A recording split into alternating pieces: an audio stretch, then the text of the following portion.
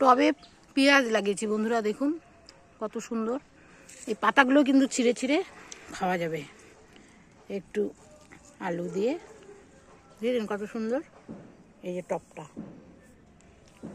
খুব সুন্দর হয়েছে, দেখছেন। টবে হচ্ছে পেঁয়াজের চাষ এখানে লাগিয়েছি, আরও আছে দেখাচ্ছি। এই যে এখানেও দেখুন বন্ধুরা, ওই পাশটাতেও আছে। এই যে এখানেও লাগিয়েছি কয়েকটা।